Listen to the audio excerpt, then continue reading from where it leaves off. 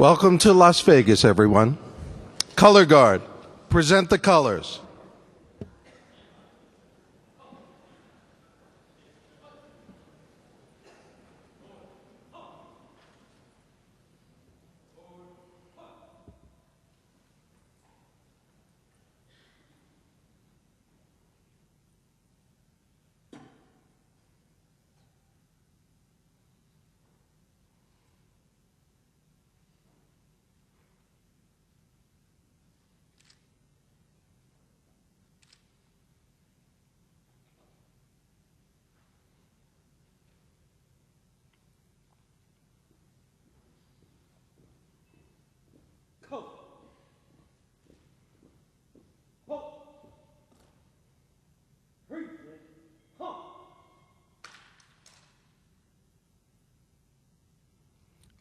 Ladies and gentlemen, please join me in the Pledge of Allegiance.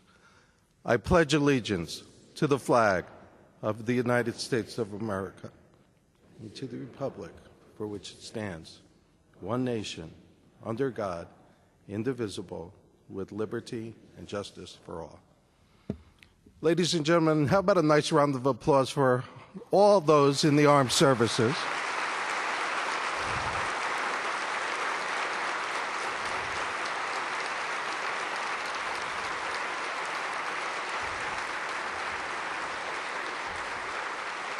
And especially for those in Nellis Air Force Base who represent their colleagues this morning here with us. Thank you very much, gentlemen.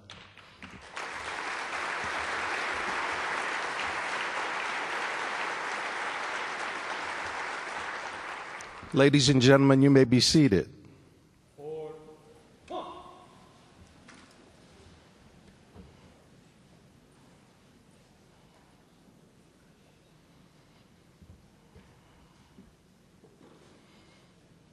Seems like a very appropriate place to start this morning.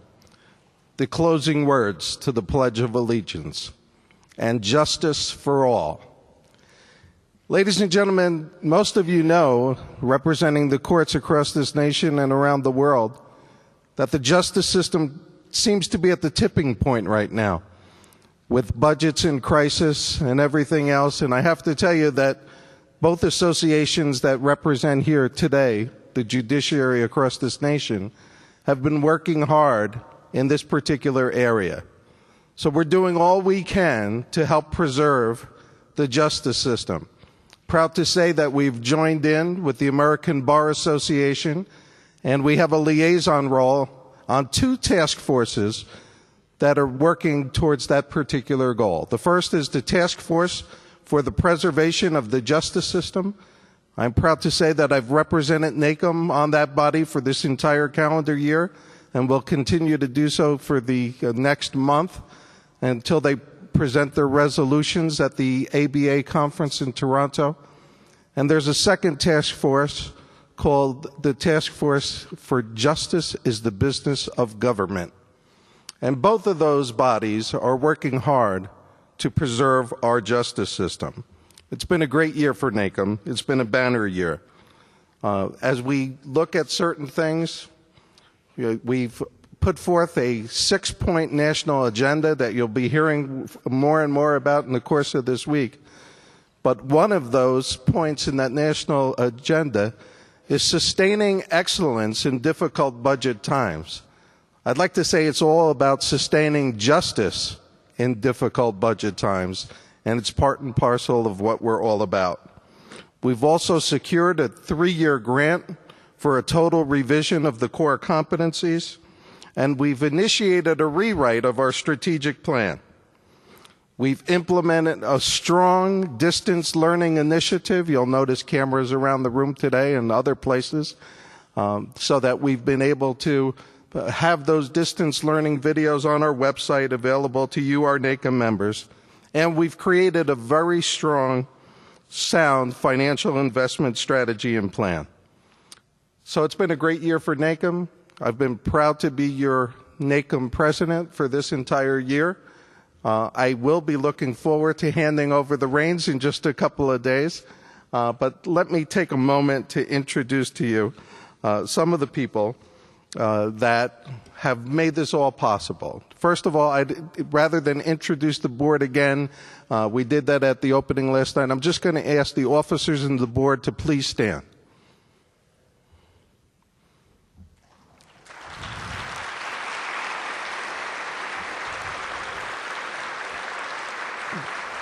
Thank you very much.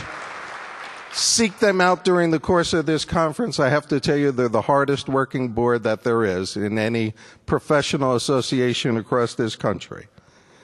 It's often said that there's an African proverb that says, if we stand tall because we stand on the shoulders of those that have gone before us.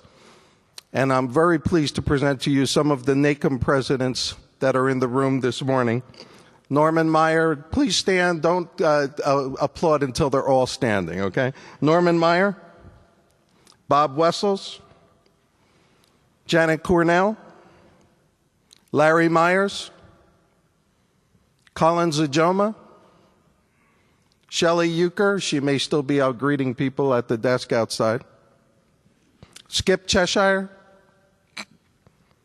Paul Burke, Marcus Renkensmeyer, Susie Stinson. How about a nice round of applause for all our past presidents?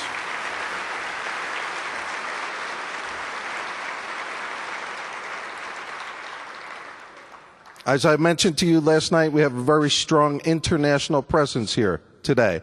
I'd ask all of our international guests from Nigeria, South Africa, and elsewhere across the globe to please stand so we can recognize you this morning.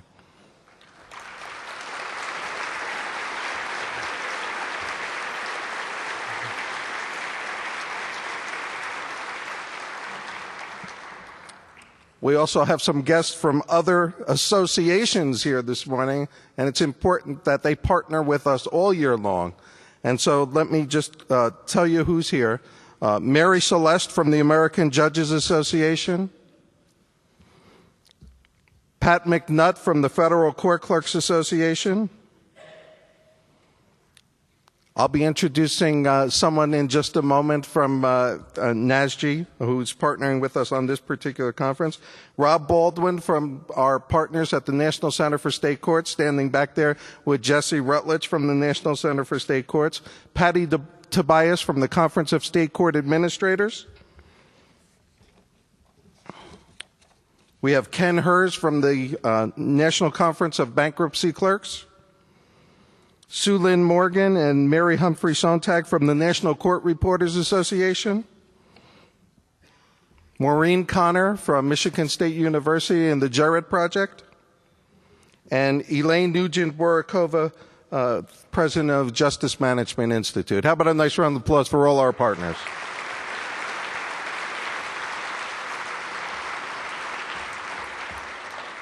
And at this time, I'd like to call upon Judith Anderson, president of NASG.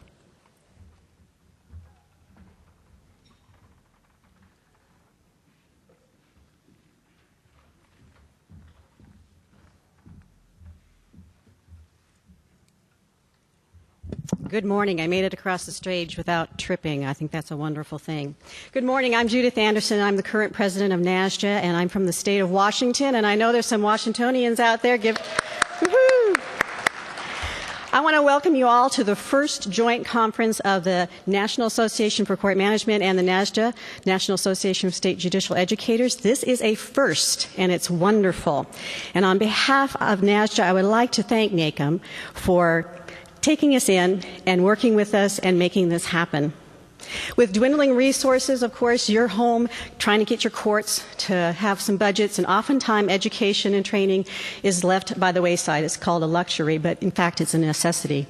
And NASJA is a partner with you now that you can work with and call upon judicial educators across the states to work with you to come up with some education and training plans that you can implement in your court or in whatever situation you have so that it doesn't go by the wayside, because our staffs and personnel and judges, etc., are asked to do more with less, and they need some rejuvenation and some education. I encourage all the judicial branch educators in the in the conference to make connections with the administrators from across our country, because this is an alliance, and it's an alliance that can work well for you and work well for us in the future. About 3 years ago, Kevin Bowling came to NASJA to say, hey, how about a joint conference? And I want to tell you that it's taken 3 years to make this happen. And I want to recognize two committees that really, really pulled this together, and that's the two education committees of both of our associations, and the leaders. And I would like Crystal Banks and Evie Lancaster to stand up. They are our two co-chairs. I know where Evie may be out there. But they worked an entire year on top of the job that they do, like the rest of you do, to make this happen. And then I want Kevin Bowling to stand up as the leader for his education committee and say thank you for that. But of course, with great leaders are great people in their committees. And so I would like any member from either of the education committees to stand up and get a round of applause, because you pulled this together, you made a dream happen, and I think this is a great education program. So would you all stand up if you're an education committee member? Are they all working? I don't see them.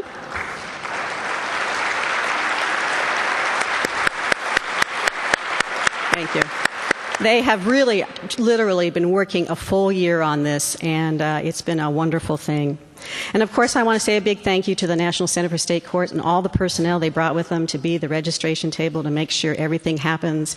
And this is a working machine, and it's a beautiful machine, and I've seen it work so well this week, and I'm just appreciative of all the help they have.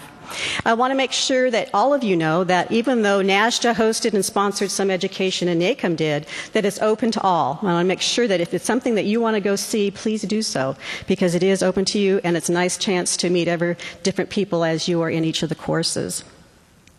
I want to say to you that also that NASJA, one of the big projects that we've done through the gracious grant from the State Justice Institute, is to create a curriculum for judicial branch educators.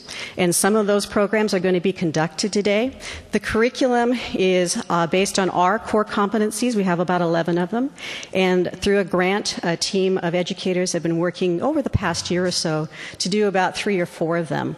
And on Tuesday, some of those programs will be conducted, and it will be in the area of management. And even though this curriculum is based for judicial branch educators, you as a manager can also use it to pull courses from it to maybe put on education in your own courts. You can work with a local educator to help you do that and to work with that curriculum. So that's been a big project for us today, and we want a big shout out, thank you to the State Justice Institute for doing that, allowing us to do that. So thank yous. And of course, if everybody knows me, I'm very short to the point, so I've finished with my opening remarks, but I would like to ask that Robin Sweet, the State Court Administrator from the great state of Nevada, our host state, to come up here and introduce our keynote speaker.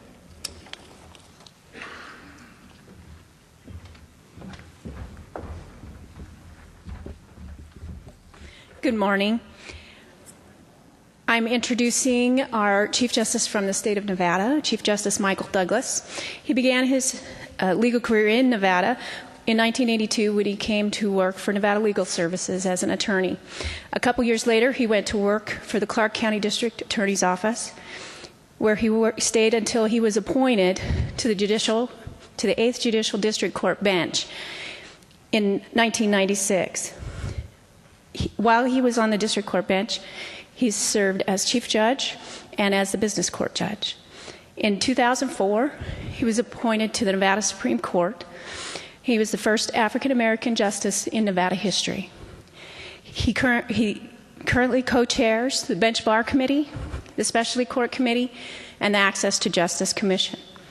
He's also chair of our Judicial Council for the state of Nevada. His legal and judicial career has been dedicated to ensuring access to justice for all, and he was recently recognized a couple months ago by the Clark County Law Foundation with the 2011 Liberty Bell Award for his work in that area. So, ladies and gentlemen, Chief Justice Michael Douglas.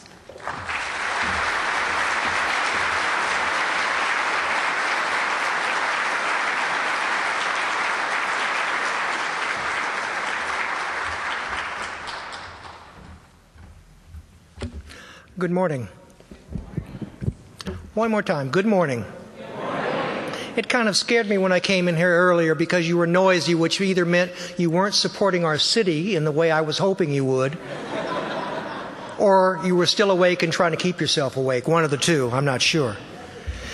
Like everyone, I get frightened at times, and as I was sitting there and I was listening to the prior speaker, and she announced that I was giving the keynote address, I start looking at my notes and saying, that's not me. Who is that person? Because I'm here just to welcome you this morning. There's someone else who's going to be giving a keynote this morning, and you should look forward to that. I understand that this conference has over 600 folks in attendance. That is just flat outstanding.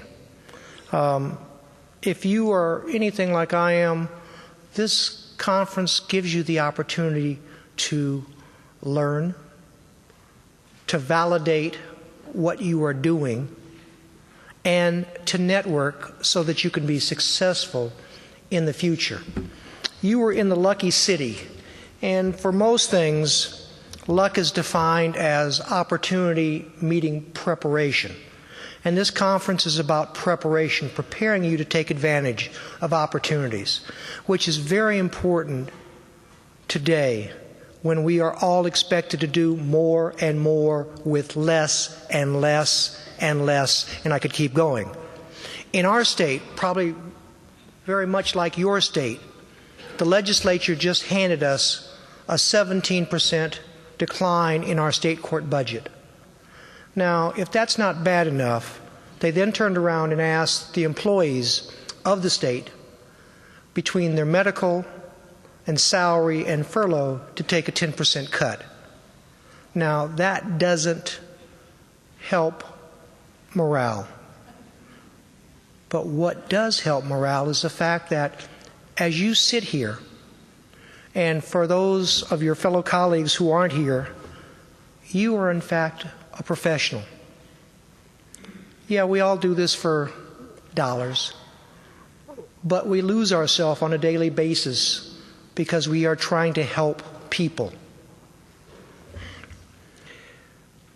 What this is about, and what you are being charged with doing, is figuring out, how do I conduct the business of my court to resolve disputes in a peaceful manner?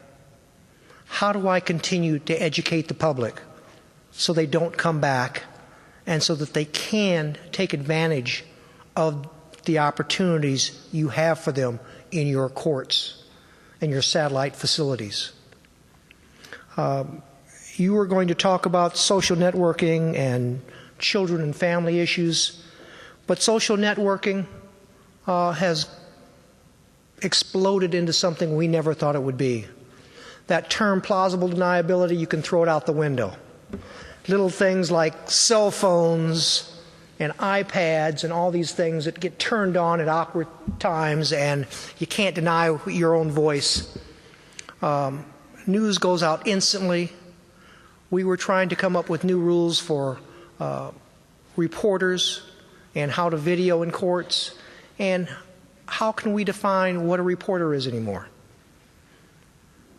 At a conference recently on access to justice, one of our smaller states found out that typical news releases weren't being picked up, but if they put it on Twitter, if they put it in other forms, it was being picked up. There's a generational change. I am part of the old guard. I still like paper, but I have colleagues that like laptops, not laptops, but iPads and other sundry things. Let me digress and go back to the beginning, though. As originally a judge, then a chief judge of the district, this is Clark County, commonly known as Las Vegas, and now as the chief of the Nevada Supreme Court, the smartest thing I ever said was, help me. That is something on a daily basis I say to our court staff, our administrative offices of the courts, and when I was at the district court, our court administrator. And for most of you, it's not necessarily said that way, but we start the day or end the day of, can you help me? There's another problem I need to navigate through. I don't say solve. Some days we get lucky, we solve them. But most days it's navigate through, because we are asking to do more with less. We in Nevada, very much like you, have had to address things that we never thought we would do. We are doing more with our specialty courts, whether domestic violence or DUI, drug court, veterans courts, those kinds of specialty courts, child abuse, truancy, you name it, we have it, or we're trying to get it, and in some cases trying to keep it because of funding. Access to justice, making our courts open to all, sight, hearing, language impaired, but more importantly, trying to explain the mysteries of the courthouse. At one time, it was great as a court to stand behind those mysteries. We are the court. We have a blindfold. We have this equal justice. We don't know what's going on except we're fair and equal to all. That's no longer accessible. We need to understand the plight of the people out there. Some of you have had foreclosure mediation issues in your state. Nevada, unfortunately, is number one in foreclosure mediation and bankruptcy and a number of other things. We came up with the aid of our legislature a foreclosure mediation program, which requires that before foreclosure certificate can be given, the lender and the owner, occupier, have to go through a court-ordered mediation to see if they can mediate a different loan payment. In some cases they can, in other cases they can't. But this is under the court. That would have been unheard of a scant 4 years ago. And now it's common practice. And what we are doing here has been picked up in Washington and has been picked up in Hawaii. But we're not the only one. That's our version. Philadelphia and some of the other states that have judicial foreclosure have likewise done this. We are no longer saying to parties in court, you win, you lose, guilty, not guilty. We have become, and I say we, the court, you, the administrators, the people that make it happen on a daily basis, we have become the new social and the network for problem solving. The legislature has handed it off to us, even though quite often we swear they've turned their backs on us doing this job. They applaud us, and on one side of their mouth, the statement says, can we give you more? And then they catch themselves and say, well, we don't have any more to give you. But we want you to keep doing what you're doing. And oh, by the way, we're going to take some more money. But what I'm here today is to welcome you, to thank you for coming to Clark County, to Nevada, on behalf of the Nevada Supreme Court, our administrative offices of the court, the folks who are you're in their home county, the Clark County Judicial District, and for the other courts, the 2,000 folks who make up our administrative backbone throughout the state, who work in places like Gabbs, Nevada. So if you're from Wyoming, we have a little Wyoming here in northern Nevada. If you're from Pennsylvania and Philadelphia or New York, welcome to Las Vegas. If you're from places in between, you can find a home here. Because if you leave Las Vegas or you leave Reno, it can take you 4 hours to get to our smaller hamlets, where they have not a judicially trained judge, but they have a citizen judge. Then you come into Las Vegas or you come into Reno and you find your traditional judges.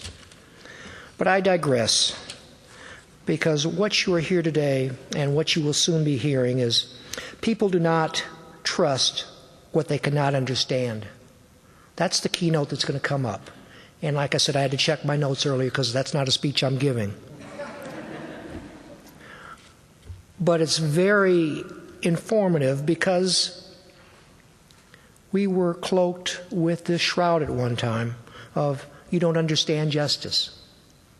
But today, if you turn on any of the cable stations, they have their version of justice. It may be very different from what your version and mine is. But you have a job. And let me close with this story because it's kind of like what your week's about. There was this gentleman, he worked a construction job. And every day he packed a lunch. And he went to work. And this gentleman he worked with, doing this manual labor, ate lunch with him every day. And every day he would open up his lunch box, he would look in there, and he would pull out this sandwich, and he would complain. Peanut butter, again. Went on for 3 weeks, and finally his friend just got tired of it. Look, Joe, if you don't like peanut butter, tell your wife to make you a different sandwich. Joe looked at him and said, don't talk about my wife. I make my own lunch. That's kind of what this week is about. You have an opportunity to change the lunch in your lunch pail. Take something home, learn, validate, and enjoy, and thank you for coming to Las Vegas.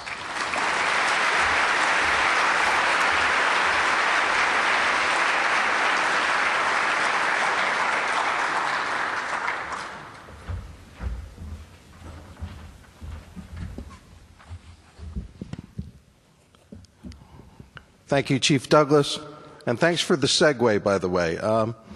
He mentioned Apple iPads, and speaking of Apple iPads, at our vendor show this week, you'll be able to win a 32-gigabyte Apple iPad 2 with Wi-Fi if you do this right. So in order to avoid any controversy later in the week, we're going to repeat this message twice.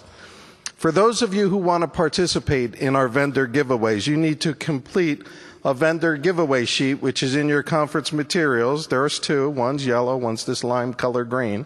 But the entire sheet needs to be completed. In order to do that, you need to get signatures from every vendor here during specific time periods, including the 2 bonus vendor sessions.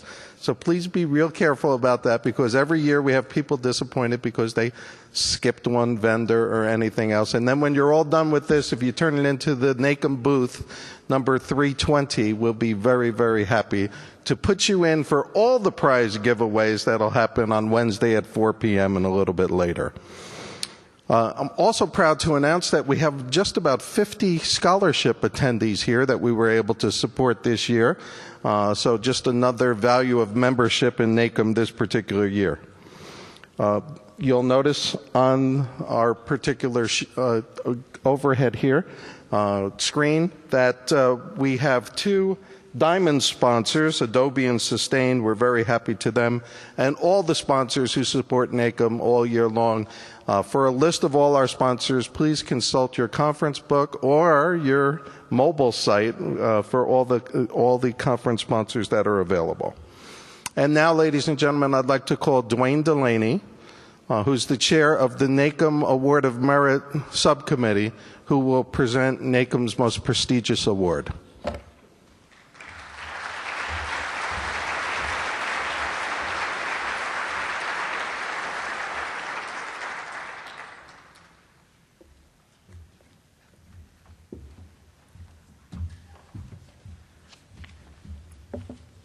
Good morning. It is my distinct honor to present the 2011 NACM Award of Merit to the late Chris Crawford. Chris served in many roles as a major contributor to the advancement of the administration of justice nationally and internationally. Chris was president and founder of Justice Served, a court management consulting firm. He also served as chairman of the Forum of the Advancement of Court Technology, popularly known as FACT, for the past 6 years. He served as a faculty member and a fellow of the Institute for Court Management, and also served as a court administrator in California for over 28 years. He was a key contributor to numerous NACM initiatives, including conducting insightful workshops at NACM's annual conferences on a regular basis.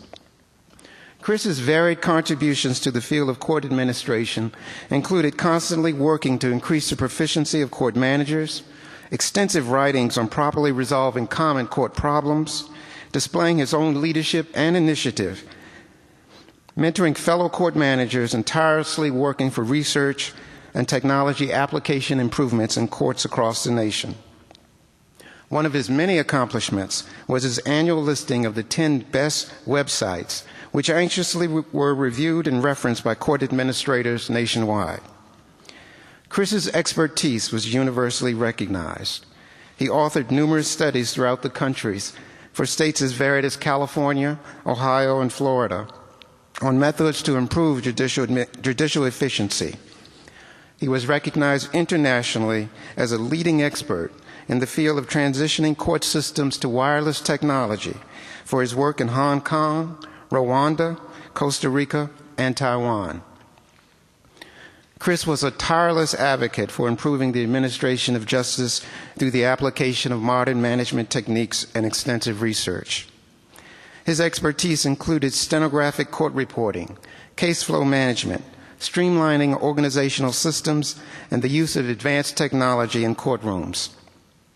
He also established and supported forums for the exchange of practical information regarding court management. His work influenced many throughout his distinguished career. He was always willing to share his knowledge and experience with all, particularly in the ever-changing technical aspect of our business. Most compelling, however, was that he never lost sight of the human nature of our profession. Chris will be remembered as a consummate professional and effective leader in court management who contributed immeasurably to our field. Chris's untimely death has left a void in this conference and a hole in our collective hearts. Please join me in acknowledging Chris's enormous contributions to our field as we present the 2011 NACM Award of Merit in his memory to his nieces, Schaefer and Dawkins Crawford.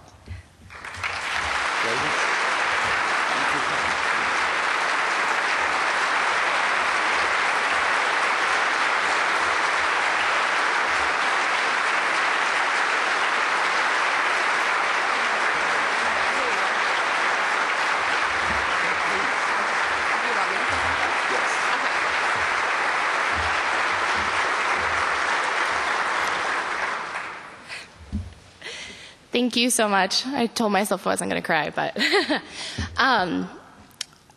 thank you so much for allowing my uncle to receive this award. It means so much to my family, his aunt, or my aunt, his wife, who was not able to make it. Unfortunately, it would have just been too much on her. And my Uncle Chris was so passionate about his work every day, as you guys all know.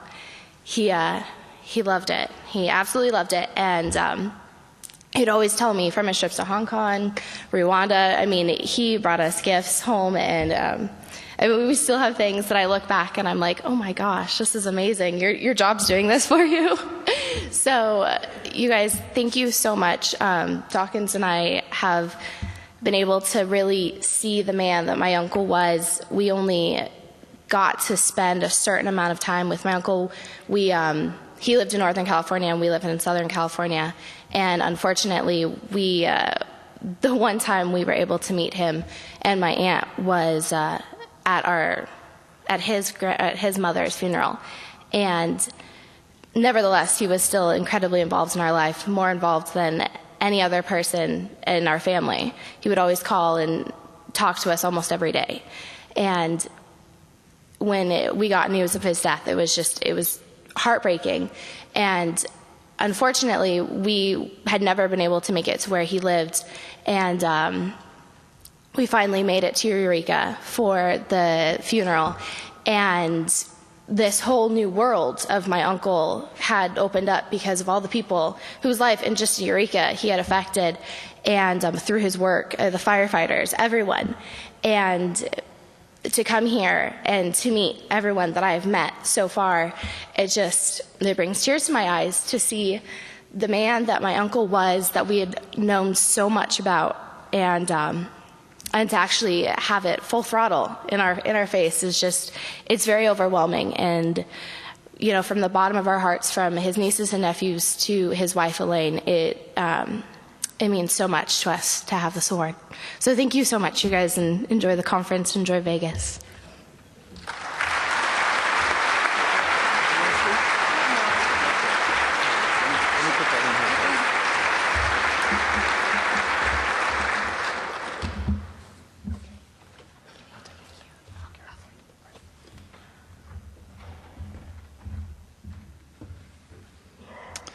Good morning again, everyone.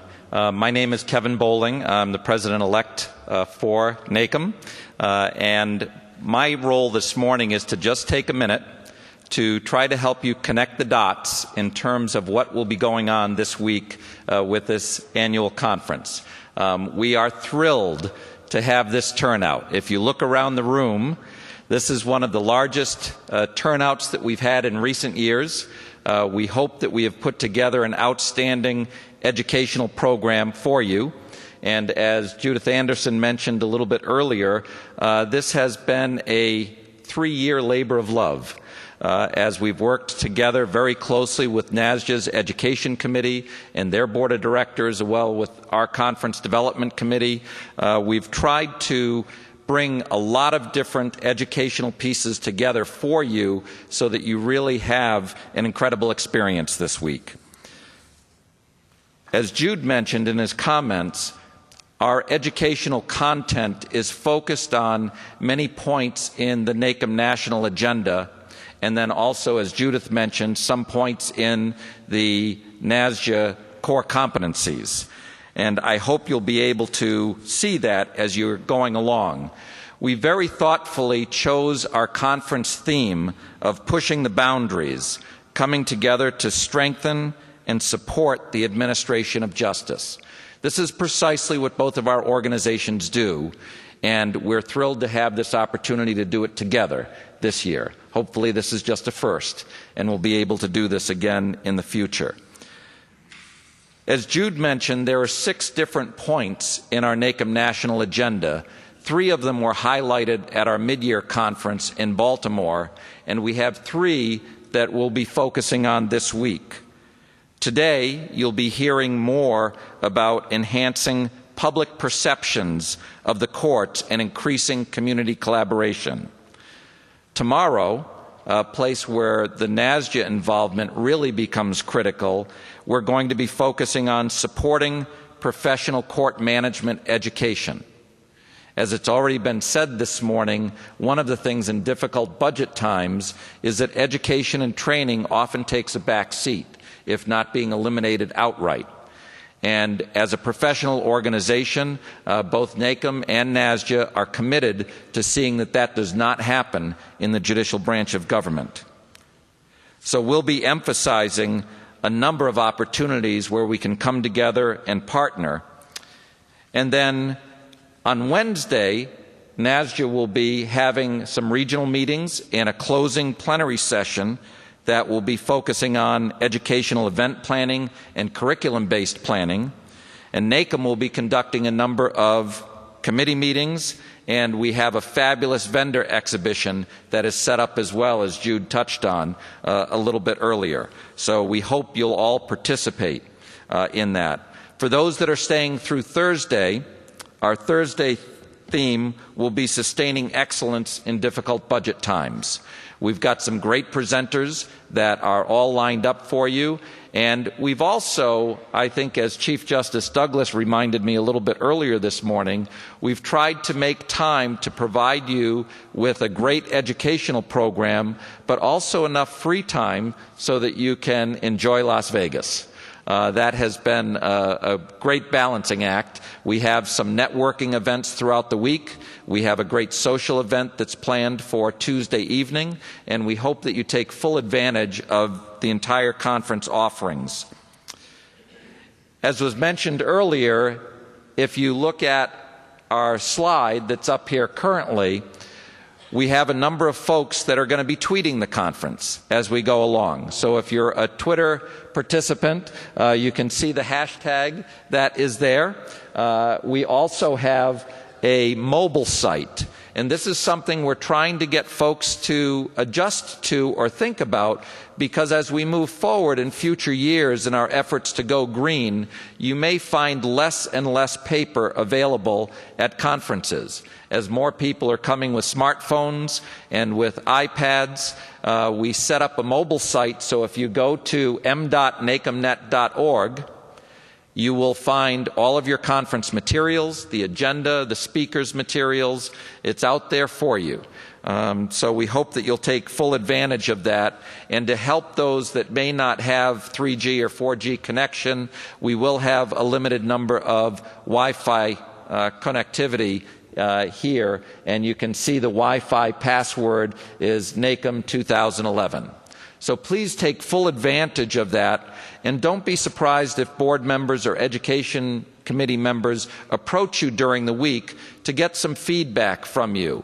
How does it work? Are you someone like Chief Justice Douglas, who says, I still like that paper?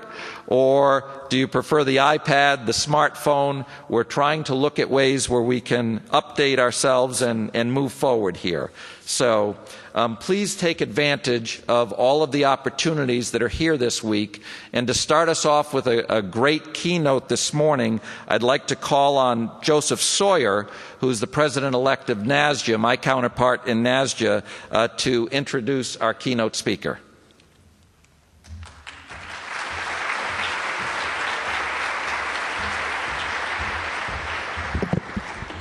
Well, I am just delighted to introduce our keynote speaker, Chief Justice Jean Toll from the great state of South Carolina. She is the first woman to serve on that court and came to the Supreme Court of South Carolina in 1988. She became Chief Justice in the year 2000 and was reaffirmed in that position in 2004.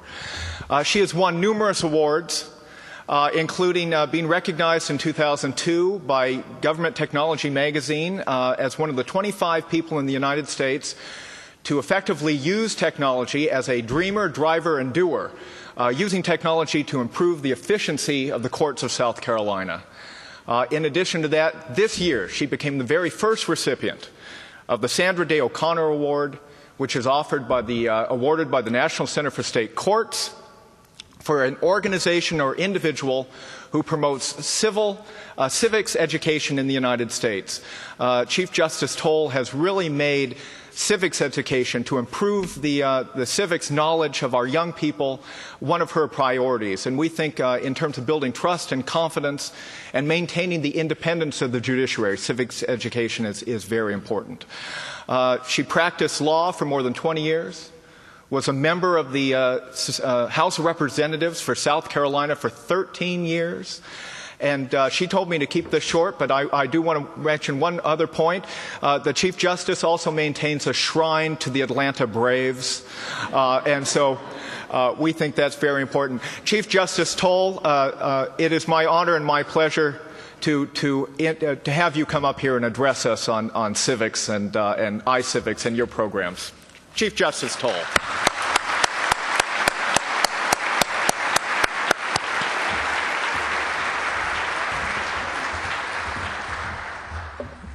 After that 14-1 softball loss to the Phillies, I better readjust the icons in my shrine. What a grand honor it is for me to be allowed to be the keynote as we take this time today to look at one of the very important policy goals of NACM this year, changing public perception of the court system. I will begin, let's see if I can, well, Dale? There we go. All right.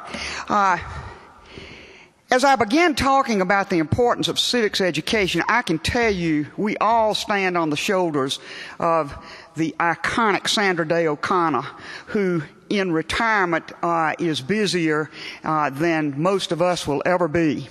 But she was horrified about the state of Americans' knowledge about their government. And several years ago, almost as soon as she retired from service on the court, she assembled a brain trust of educators, members of the judicial family, bright young people who understand how new pedagogy works, and they assembled to talk about what can we do to change the dynamic about how Americans perceive their government.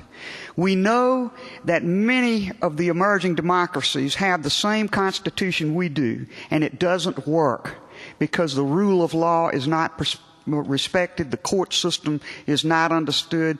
Our neighbors to the south in Mexico are going through a terrible time right now, and much of it has to do with the lack of understanding and trust of what government stability means. So she took this issue on and decided that the way she could make the biggest impact after getting advice from many was to look at middle schoolers and high schoolers and try to do something about the status of civics education in the United States. That doesn't mean we're giving up on the older generation, but it does mean that a real beachhead can be established if we re-emphasize civics education at the ground level. So, since the 90s, federal educational policy has focused a lot more on reading and science, as you know, and civics and many other parts of what was a very traditional curriculum for many of us have really gone the way of optional,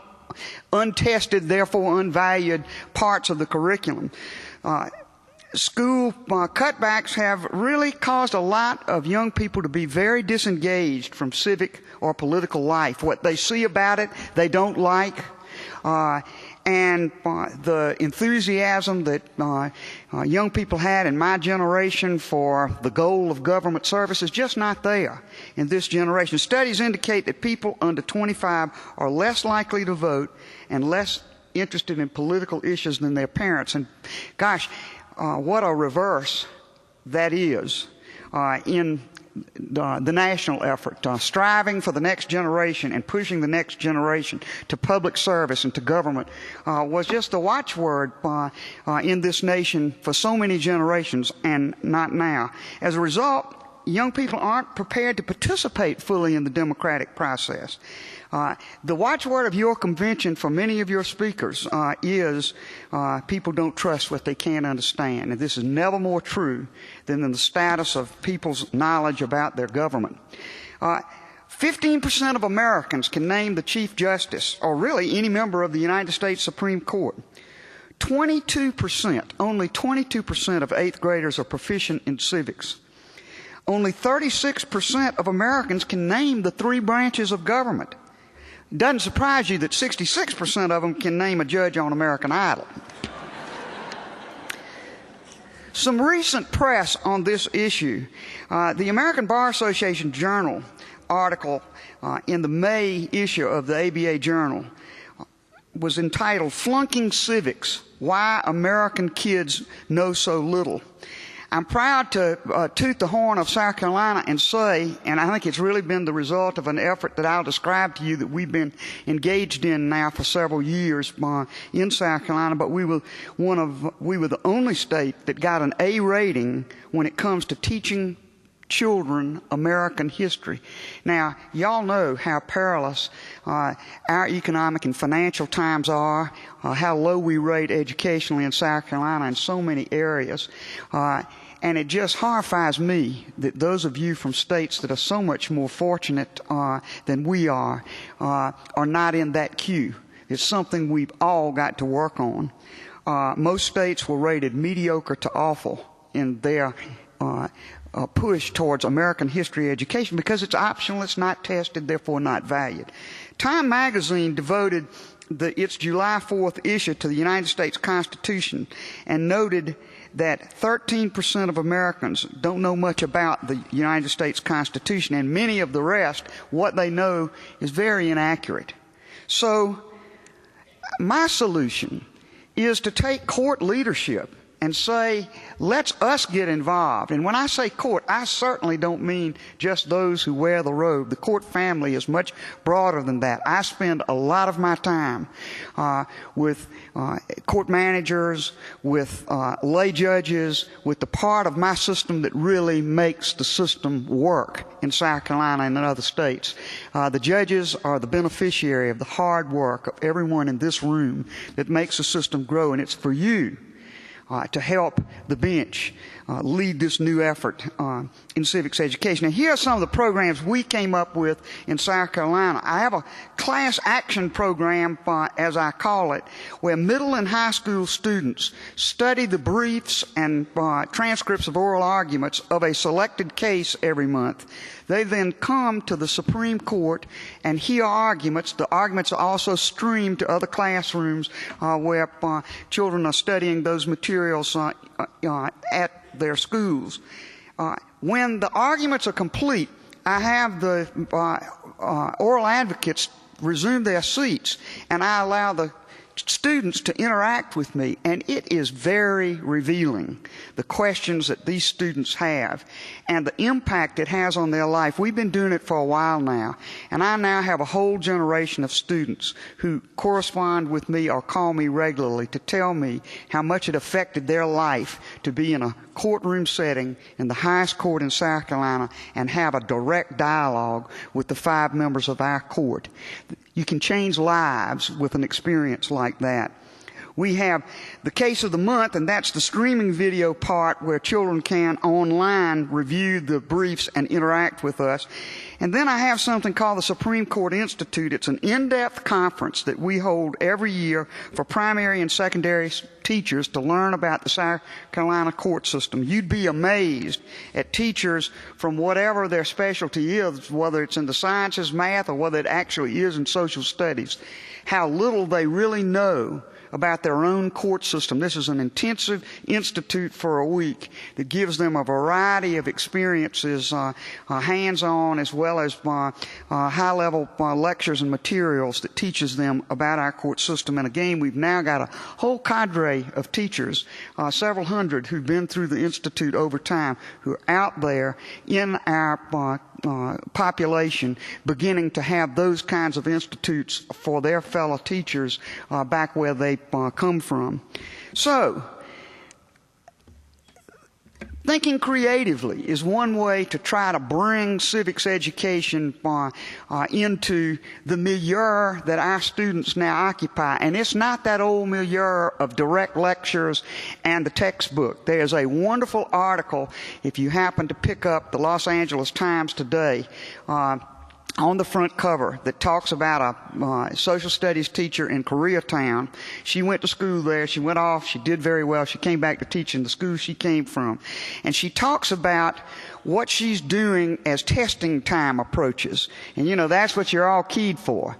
And she's talking about the fact that she throws away, Bubble It In 101, all that sample testing. And instead, she puts on live experience for students, whether it be figuring distances measurements by measuring the arms of their body, or whether it be competitions in class that involve the kind of material that will be on their examinations. And that is what prompted the National Center for State Court to go to a place where children and even young adults very much love to be, and that's with graphic novels. Now, when I was a kid, graphic novels were comic books. And boy, you saved up your money and you didn't let mom and dad know how many you bought because they thought they were junk and so forth. Well, graphic novels are very sophisticated now, whether they are geared towards grade school, middle school, or high school students, or whether they're geared towards adults. They are a valued way to learn and to interact with a body of knowledge. The National Center for State Courts over the last 5 years has developed graphic novels that educate students and the public about how courts work. There are 3 graphic novels now, and they weave together 2 storylines. And boy, we had to work hard on this. I was very much involved on the National Center's board at the time we developed these graphic novels. And you can imagine how careful you have to be to develop something that's interesting to the students, but yet is accurate about the legal material. These graphic novels are 3 cases that the students go through. One is about illegally downloading music. The other is about eminent domain, losing your house to the government. And the other is about jury duty. I worked with my own state bar and 2 local law firms to purchase and distribute 3,000 of these graphic novels to local schools. Now I can't get enough. Not only do the schools use them, but I have an Access to Justice Commission with a pilot self-help program going in one of the medium-sized counties in one of the more rural areas of South Carolina. We just took the graphic novels and placed them in the Access to Justice Center. You can't imagine how popular they are with a lot of the folks who come. These are folks who can't afford a lawyer. They're working their hearts out, but we provide them with some assisted access to filing complaints, to filing papers, and so forth in our access system. But while they're waiting, we got these graphic novels there.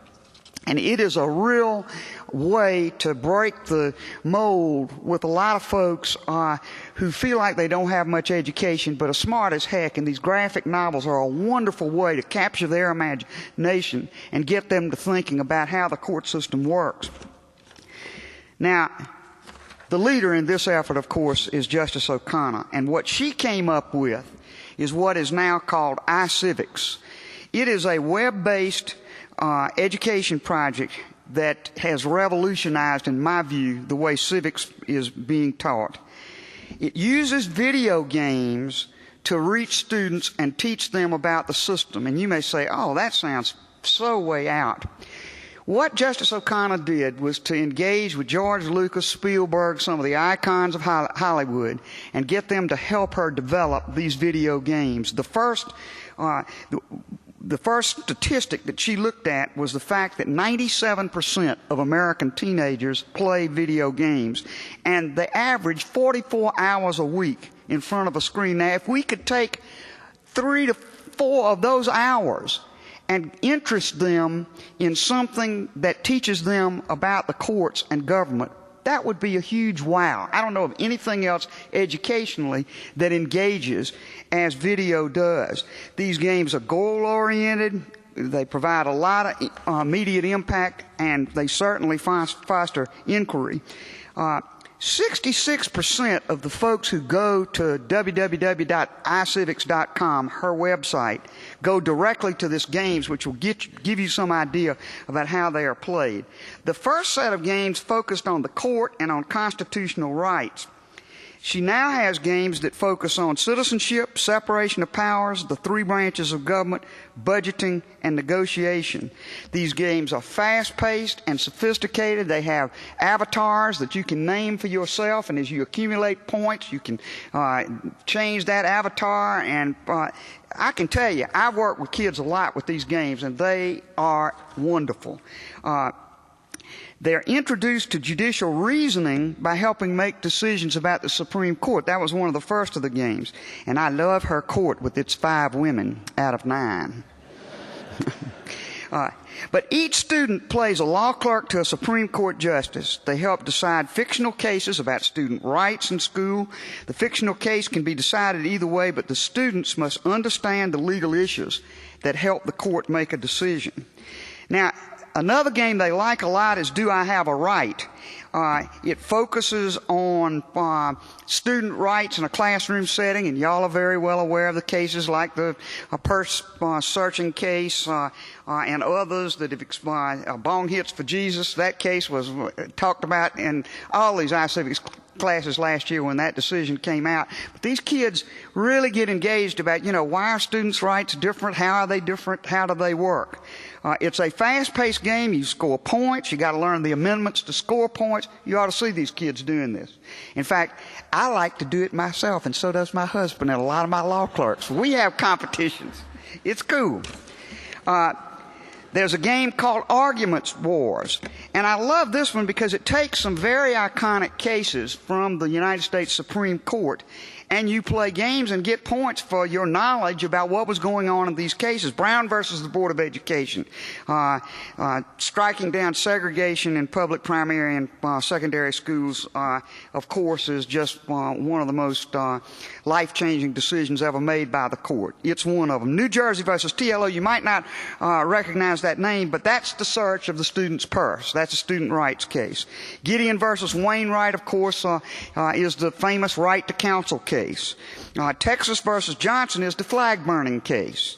And Miranda versus Arizona, of course, is a case we all know where police interrogation of a suspect must be preceded by certain right to remain silent and other constitutional warnings.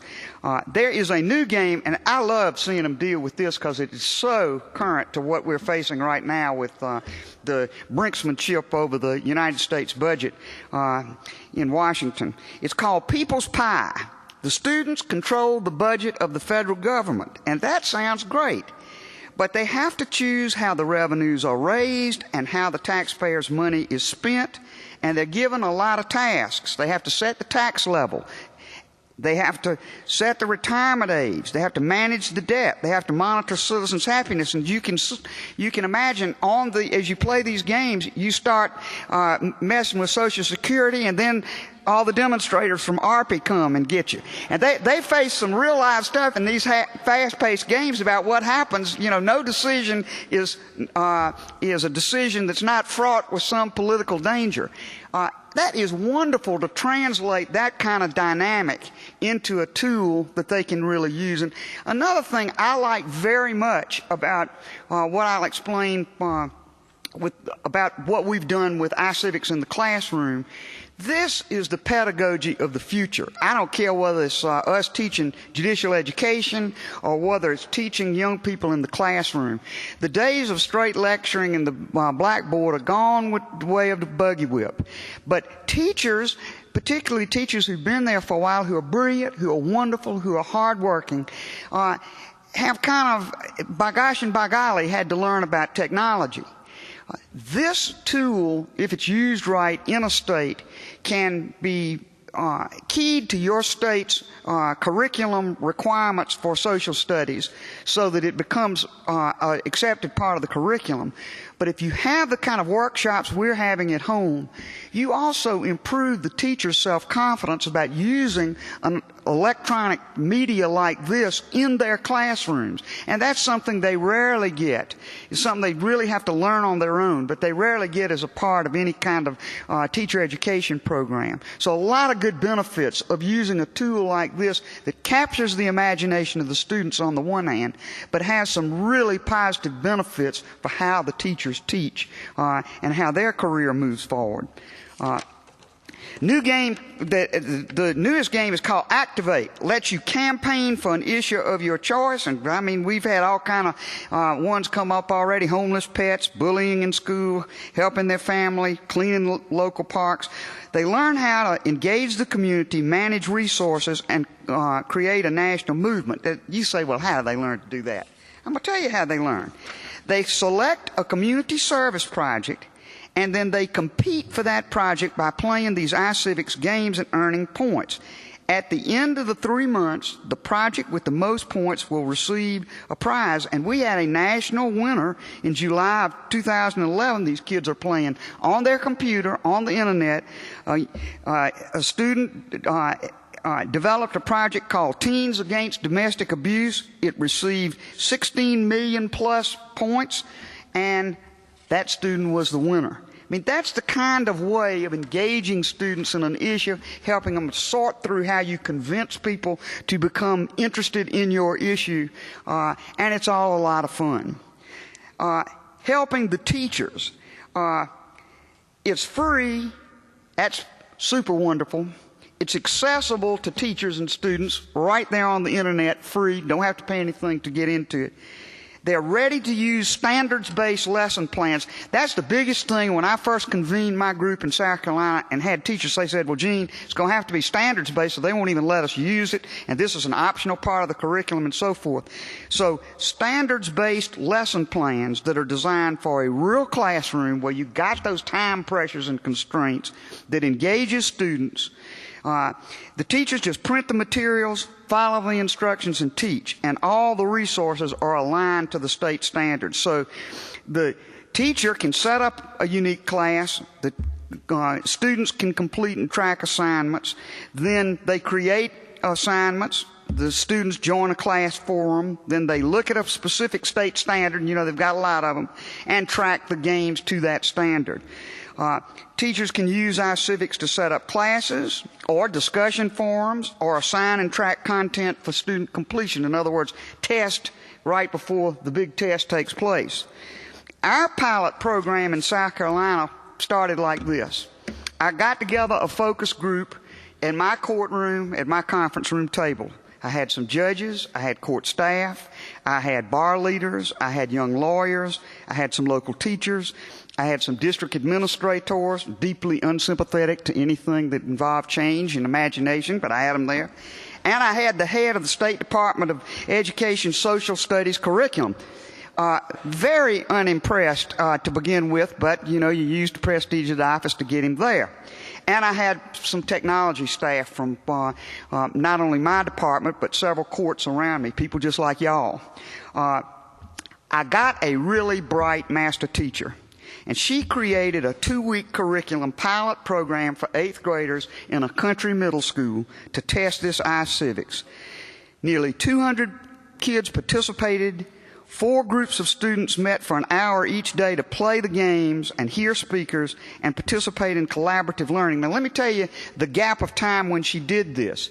She did it in the period of time after classes are over and before the final state tests take place. That dead period of time when they're almost collecting everything. The kids go wild. They haven't got anything to do. You're trying to figure out all kind of things to kind of keep them in the seat and keep them behaving until the end of school. That was the period of time during which we did the pilot. It was a bombshell success. The kids loved having something to do that was really interesting. It was a great way to have a lesson plan based program that really worked. It just couldn't have worked out better for us. And I got Chick-fil-A to give us some coupons to the kids for participating. Well, the teacher said they'd never seen middle school students so engaged for such an extended period of time. The middle school offered it as an exploratory class and repeated the 2-week pilot program, and as a result, we then took those results to the State Department of Education in my state, and they've accepted iCivics as a supplemental social studies curriculum. That's huge, because that not only means you can get credit for it, but it also means that when I conduct institutes during the summertime, my teachers can actually get credit towards their master or their PhD for learning more about how to use these tools. And I've got 2 education departments and 2 of my state-supported universities who are going to take the teaching of this kind of electronic device in the curriculum as a part of what they do in their summer programs. And I've got 6 teachers on scholarship right now getting credit for free for learning to use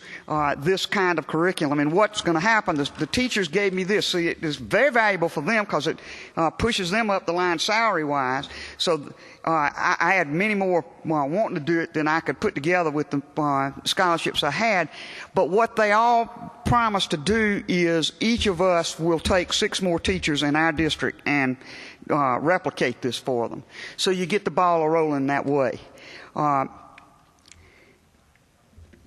My pilot program success was so wonderful that I scrounged around, and in my budget and with some help from the South Carolina Defense Trial Lawyers Association, I hired this teacher for a year. She took a sabbatical, and for a year she's going around to school districts all over South Carolina and helping them embed iCivics into the curriculum. The way I got the pilot funded, and this is something put in the back of your head, the federales do very little for state courts, and they kind of feel that. You know, I tell you a little something about I always tell this when I'm in a group of federal judges.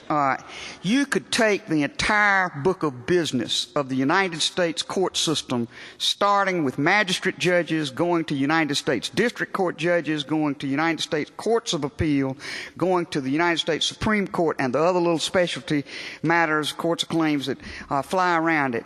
And if you put that whole book of business together for a year, it wouldn't fill a month of the docket in the state of New York. So just to give you some idea, you know, they are in la-la land with the kind of dockets they have. You and I down there where the rubber hits the road. But when I shame them sometimes like that, they help me out. And one of the things that is little known, but that I was fascinated to find out, is that most United States district courts, such as mine, the district of South Carolina is just one district. Some of you big states, y'all at Eastern, Western, and so forth. I just have one. But all these district courts have a library fund. And gosh, even with modern technology, they rarely spend all this money they've got in their library fund. My courts had a ton of money in their library fund, so I got them to give me some of it as a grant to start this pilot program. So what I'm saying to you is, if you get started on this, there are a lot of creative ways to figure out people who have an interest in court. They're not just out there, who understand, they get it about what this problem with civics education is, and they get it with the threat to American democracy that the lack of understanding about the court system poses in this country, and they want to do something about that. So you just have to get your imagination clicking a little bit to figure out, well, how is the best way for me in my state to get some interested folks to help me a little bit to get it started.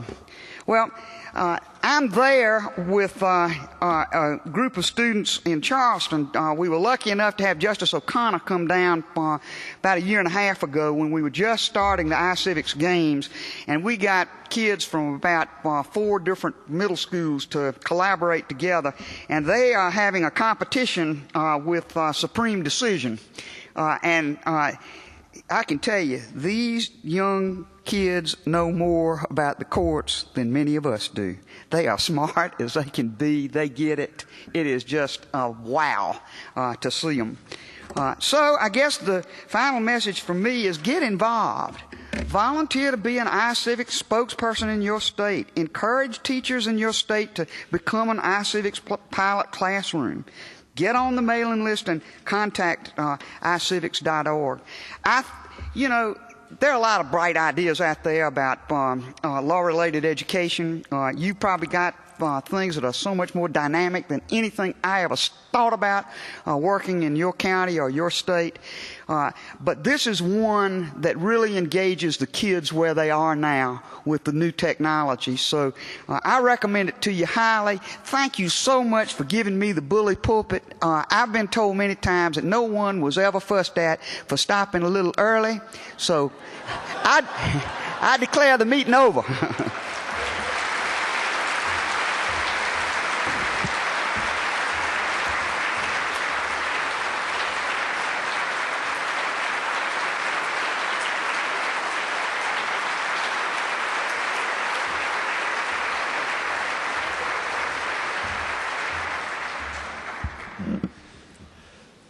That is certainly the way to kick off a conference with a keynote like that. I just wish we could bottle some of your enthusiasm and have it available throughout the conference. But thank you, Chief Justice Toll, for a wonderful kickoff for us. Hopefully you'll all be able to take some advantage of her ideas. We're going to have a follow-up workshop that the Chief Justice has agreed to do in our next workshop sessions. I'd encourage all of you to take a look either at your program at a glance or your materials, your conference materials, or again, check out the mobile site, m.nacmnet.org, and you can find your materials there. I do have to mention one program change, just so that you're aware of it. In the concurrent workshops that will begin at 10:15, unfortunately, we had one of our speakers become ill and is not able to be here. Shay Bilchik was going to be doing a session on working across systems to meet the needs of our children, youth, and families. That workshop will not go on as planned. However, in that same room in Charleston A&F, Sandra Metcalf, who will be doing a workshop on court and community collaboration, a model for juvenile justice, will be moving into that slot, and that workshop will be available this morning. So we encourage you to look at your materials. You've got lots of great workshops to choose from. Again, as Judith Anderson mentioned earlier, the NACM and the NASJA workshops are open to everyone, NACM members or NASJA members. So feel free to cross back and forth across those different workshops. And if you have any questions about the offerings or what you might be looking forward to, feel free to stop me or any of our board members or education committee members. We'd be happy to talk with you about it. So with that, we're off to a great beginning. Thank you again, Chief Justice Toll, and enjoy your morning, everyone. We'll begin in the workshops at 10:15. Thank you.